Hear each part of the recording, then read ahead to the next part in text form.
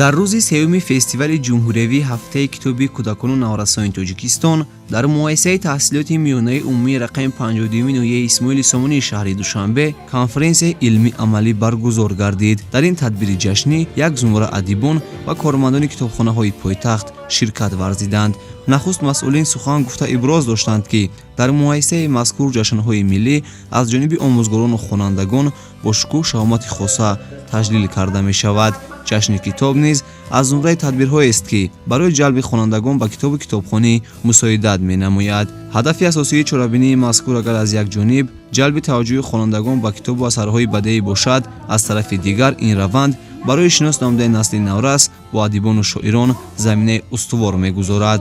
маҳз китоб аст ки ба воситаи он ҳар як шахс метавонад роҳи дурусти зиндагиро интихоб намояд. иқдоми пешгирифтаи Вазарати фарҳанги ҷумҳурии Тоҷикистон низ як замина барои роҳ овардани хонандагон ба донишандӯзӣ мебошад. дар идомаи чорабинии хонандагон қайд намуданд ки зиёда аз 11 сол аст дар ҷумҳурии Тоҷикистон бахшида ба рӯзи умумиҷаҳонии китоби бачагона фестивали ҷумҳуриявии ҳафтаи китоби кӯдакону наврасони Тоҷикистон доир мегардад. ҳадафи асосии баргузории фестивал ин ҷалби насли наврас ба мутолиаи китоб, ташаккул ва такомули беҳтарин малакаҳои хониш, боз ҳам баланд бардоштани сатҳи фарҳангии иттилоотии кӯдакону наврасон, ҷавонон ва ба ин васила дар замири онҳо тарбия намудани ҳисси ифтихори миллӣ, ватандӯстӣ, гиромидошти арзишҳои миллию умумибашарӣ ба ҳисоб меравад. ҳамзамон онҳо бо қироати порчаҳои шеърӣ тавонистанд ба ҳамагон нишон диҳанд ки дар воқеъ насли наврас дӯстдори китоб аст ва ин рисолатро то абад поянда нигоҳ медоранд.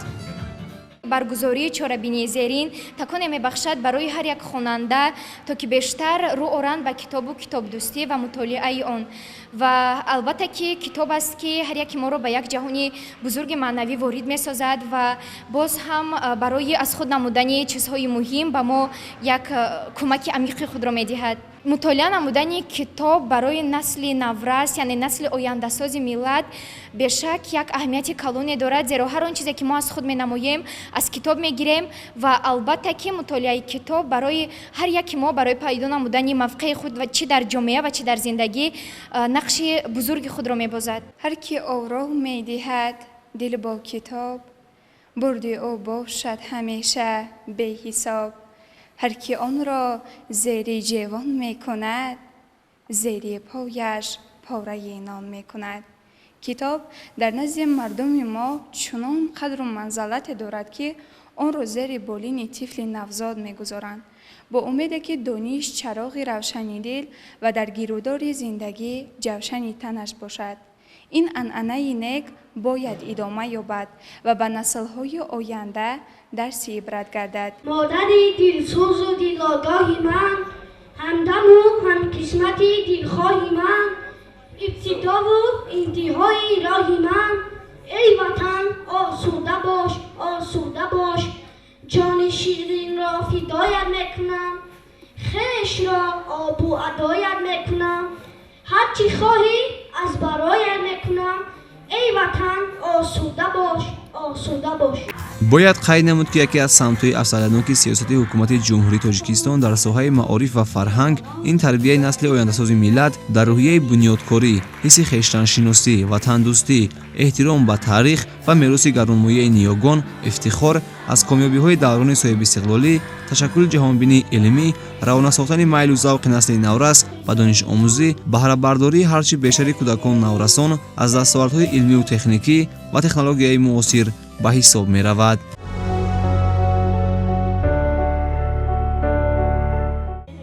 ҳамзамон дар як вақт дар китобхонаи давлатии бачагонаи ҷумҳуриявӣ ба номи Мирсаид Миршакар низ ҷамъомади фарҳангӣ баргузор гардид. ин чорабиниро омӯзгорону хонандагони литсеи рақами 2 барои хонандагони болоёқати шаҳри Душанбе дар ҳамкорӣ бо кормандони китобхонаи мазкур роҳандозӣ намуданд. гуфта шуд ки дар ҷумҳурии Тоҷикистон бо ибтикори бевоситаи асосгузори сулҳу ваҳдати миллӣ пешвои миллат президенти ҷумҳурии Тоҷикистон муҳтарам Эмомалӣ Раҳмон вазъи китобу китобдорӣ ва ҳавасмандии кӯдакону наврасон ба китобхонӣ хеле боло рафтааст. инчунин солҳои охир шумораи нашри китобҳои зиёд ва сифати маҳсулоти чопӣ низ баланд гардида таъбияи адабиёти бачагона рӯ ба беҳбудӣ ниҳодааст. хотиррасон менамоем ки асоси тарбияи насли наврасу ҷавонро маърифатнокии баланди он ташкил медиҳад. дониш, ҷаҳонбинӣ, افتخار و غرور ملی، دوستداری وطن، ارزش‌گذاری و مقدسات آن و احترام گذاشتن به شخصیت‌های تاریخی ملت از شاخه‌های معرفت دانسته می‌شود. انیس کنج تنهایی کتاب است، فروغ صبح دانایی کتاب است. آره، گنج مگیر کتاب گیر میگویند، زیرا گنج اگر مصرف شده به آخر رسد، کتاب هیچگاه به آخر نمی رسد. بهوده نیست که کتاب را بهترین دوست انسان می نامند. هنگام کتابخوانی شخص به یک عالم خیالات وارد شده جهان معنوی خود را بایغنی می گرداند. در این محفل باشد شاعری بزرگوار استاد عالی قدر عبدالقادر رحیم اشتراک کردند و من میخواهم حاضر از ایجادیات او یک شعر را قرائت نمایم. حالیا پیری صدایم میکند، همبنی میلب دعایم میکند، که نخیزد هیچ برف از بومی من، خود نماند چون نشانه نامی من. جامعه دارد ببر اما سیاه، کس نمی بیند که باشد یک گواه. چشمهایش سبز و پر نورند، شب دیدنش سرلرزه می آورد به تب. ما در محفل شیر و شکر استاد عبدالقادر رحیم شرکت داشتیم که خیلی در این محفل زیبا گذشت و از شعرهای استاد قناعتمند شدیم، زیرا در درون هر یک شعر استاد عبدالقادر رحیم پند موجود است که خواننده میتواند آن را درک کند و بفهمد. شعرهای استاد خیلی خوب برای خوانندگان ایجاد شدند.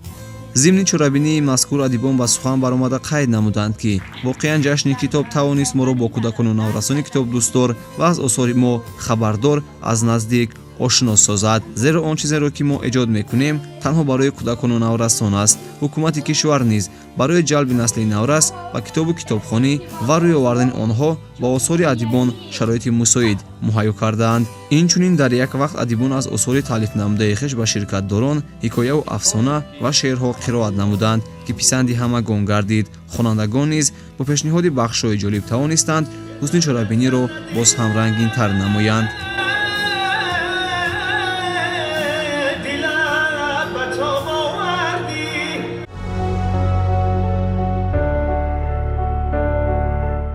آموزگاران و خوانندگان مؤسسه تحصیلات میانه عمومی رقم 5 ناحیه فیض آباد نیز در دایره فستیوال جمهوری هفته کتاب کودکان نورسان تاجیکستان چرابینی جشنی را برگزار نمودند.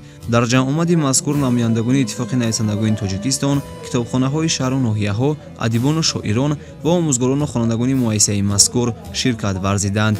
باید قید نمود که طبق جدول برگزاری فستیوال هر یک چرابینی با اشتراک بی‌واسطه ادیبان و شاعران گذرانده می شود. همایش مذکور نیز خوب و خاطرمان صورت گرفت، زیرا آن بخش و لحظه های گوناگون را فرا گرفته بود. نخست ادیبان به سخن برآمده دایر به اهمیت این فستیوال فکر و اندیشه هایشان را بیان داشتند. گفته شد که امروزها در مقیاس جمهوری جشن کتاب است، جشنی است که ادیبان و شاعران را با کودکان نورسان از نزدیک آشنا می سازد. فستیوال مذکور امکان است که هر یک نفر می تواند با ادیب و شاعر پسندیده‌اش از نزدیک صحبت کرده اندیشه‌اش را بیان کند. همچنین شاعران از آثار خود که به واسطه برای کودکان و نورسان و جوانان ایجاد می‌کنند پارچه‌های شعری قرائت نمودند و با پیشنهاد کتاب‌های تازه ایجاد خاطر حاضرین را شاد گرداندند. انیس کنج تنهایی کتاب است، فروغ صبح دانایی کتاب است. کتاب منبع علم و دانش، فرهنگ پایه تمدن جهانی و کلید در گنجینه سخن است. با همین دلیل شاعر بزرگ فارس و تاجیک عبدالرحمن جامی کتاب را فروغ صبح دانایی به قلم داده است. منبرت از پرتای مکتب، منبرت از درزه دهقان، رهبری از جوش مردم از کف دست خیابان، پیشوای ملت زردشت، پیشوای ملت اسد، پیشوای ملت بهزاد، پیشوای ملت تاجیک، پیشوای ملت سینا، پیشوای ملت عینی، پیشوای ملت واسع، پیشوای ملت تاجیک. قسمت دیگر این چرابینی با پیشنهاد برنامه ادبی و فرهنگی ادامه کرد. تعلیم گیرندگان مؤسسه تحصیلات میانه عمومی رقم 5 ناحیه فیض آباد баҳри дар сатҳи заврӣ гузарондани ин чорабинӣ омодагии хуб гирифта буданд. тавре мушоҳида намудем, нахуст хонандагон аз осори гаронбаҳои адибон дар ситоиши ватану модар, дастовард ва ободию созандагӣ инчунин гуфторҳои назмию насриро дар васфи китоб пешниҳод карданд. бештар иштирокчиёнро ҳунарнамои хуби хонандагон писанд омад, зеро онҳо ҳар як бахшро бо сабку услуби хоса иҷро карданд. дар воқеъ китоб маҳсули ақлу заковати мардуми соҳибтамаддун, омили асосии ҳифзи фарҳанги миллӣ ва яке аз муҳимтарин воситаҳои маърифатнок кардани аҳли ҷомеа, хусусан наврасону ҷавонон буда сухандониву суханрониро сайқал медиҳад. доираи андешаву тафаккур ва ҷаҳонбинии инсонро васеъ ва ӯро ба роҳи дурусти зиндагӣ раҳнамоӣ мекунад. ин нуқтаро хонандагон зимни баромади хеш иброз доштанд. тоҷикон ин сарвати иқбол муборак, чун биҳиште гул намуда Тоҷикистон, ман ҳаме гӯям ки ин омол муборак. ин ҳама болоравӣ аз ибни раҳмон, сулҳу ваҳдат офарӣ иҷлол муборак. бар ҳама он тоҷики бедору шодоб, сеюмин соли истиқлол муборак. бояд тазаккур дод ки нақши фестивали ҷумҳуриявии ҳафтаи китоби кӯдакони наврасони Тоҷикистон дар пешрафти кори китобхонаҳо, ҷалби хонандагон ба китобу китобхонӣ ва тарғиби китоб бузург аст. дар ин баробар китобдӯстони наврас бо адибони дӯстдоштаи хеш аз наздик вомехӯранду аз тозатарин чакидаҳои офаридаашон бархурдор мегарданд.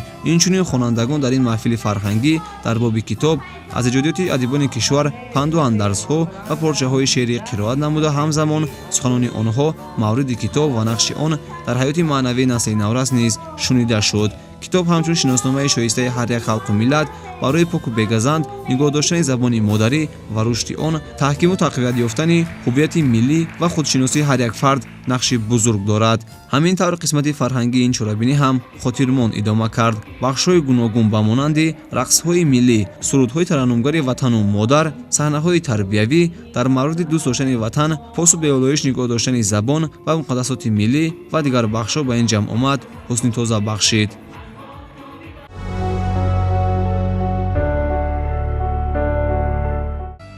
дар рӯзи чоруми фестивали мазкур дар муассисаи таҳсилоти миёнаи умумии рақами 5-уми ноҳияи Фирдавсии шаҳри Душанбе низ бахшида ба ҳафтаи китоби кӯдакони наврасони Тоҷикистон маҳфили адаби фарҳангӣ баргузор гардид. гуфта шуд ки китоб дар ҳама давру замон барои пешрафту рушди шахсият ва ҷамъият василаи асосию беҳтарин ба ҳисоб мерафт ва имрӯз ҳам ки технологияи нави компютерӣ имконоти хубтару осонтареро дар ихтиёри мо гузоштааст, истифода аз китоб ногузир аст.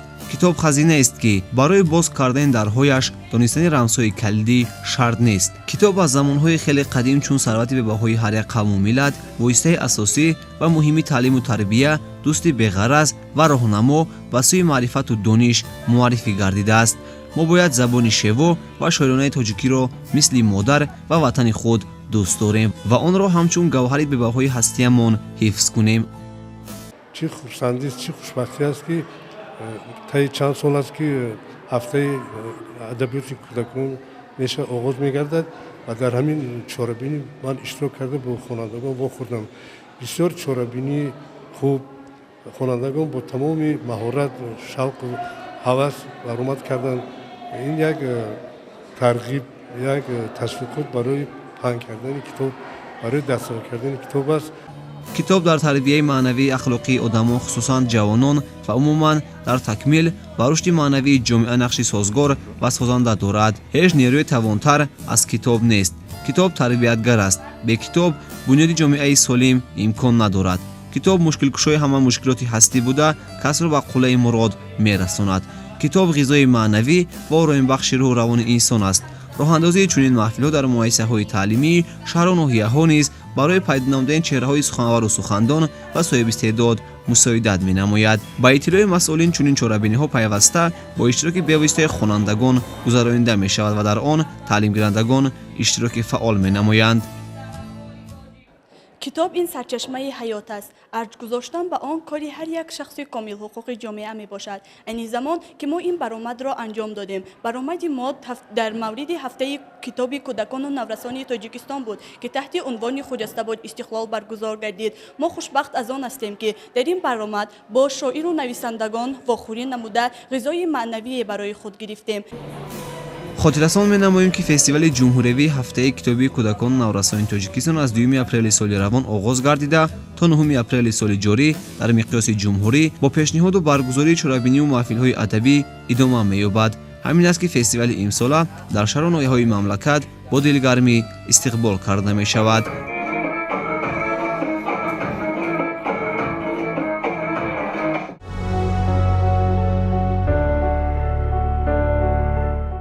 فستیوال جمهوری هفته کتابی کودکان نورسان تاجیکستان را در ناحیه ورزاب نیز با خوشنودی تجلیل نمودند. مکان برگزاری جمع آمدی مذکور قصر فرهنگ ناحیه انتخاب گردیده در آن ادیبان و کارمندان کتابخانه‌های پایتخت و آموزگاران و خوانندگان مؤسسه‌های تعلیمی ناحیه ورزاب اشتراک نمودند. نخست سخن افتتاحی چرابینی را شاعره بچگانه شهری احتمزاده آغاز نموده دایر به نقش و مقام فستیوال مذکور فکر و اندیشه‌هایشان را بیان داشتند. گفته شد که امروز در سرتاسر کشور جشن کتاب است. باعث خوشنودی است که این جشنواره همه ساله در ماه اپریل راه اندازی کرده می شود.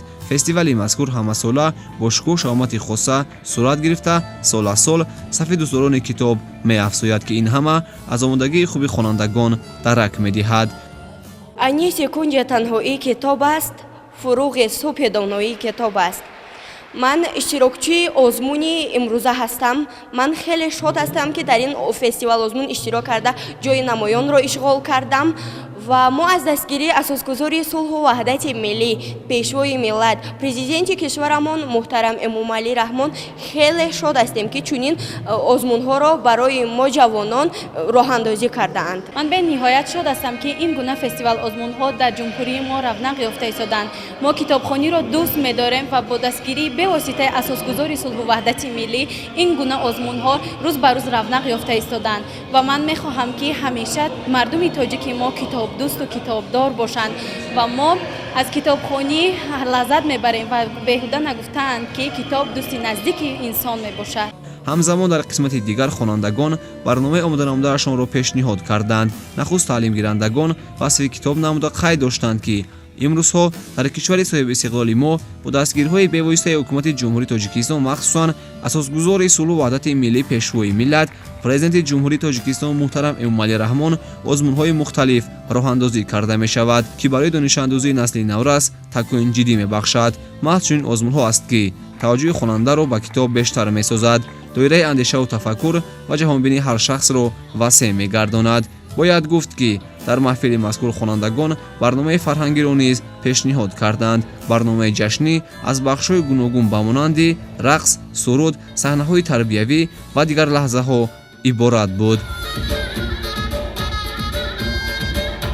مطالعه کتاب به انسان یک روح و روان نو را بخشش می‌کند و گفته می‌مانم که وقتی که کتاب را مطالعه می‌کنی یک جهان دیگر برای تو یک تأثیرات دیگری را میگیری، زیرا که تمام شاعران نویسندگان ما بیشتر کوشش میکنند که از حیات زندگی در نوشتجات خود جای دهند و وقتی که در این اثرها، این شعرها، این مصرع و مقاله ها را وقتی مطالعه میکنی البته گویم بر همین اصول خود نیز داخل میشوی، همچون قهرمان همون اثر نیز خود را احساس مینمایی. خوشتر از کتاب در جهان یاد نیست، در غم کده ای زمان غم خود نیست، هر لحظه از او به گوشه تنهایی صد راحت از او هرگز آزار نیست.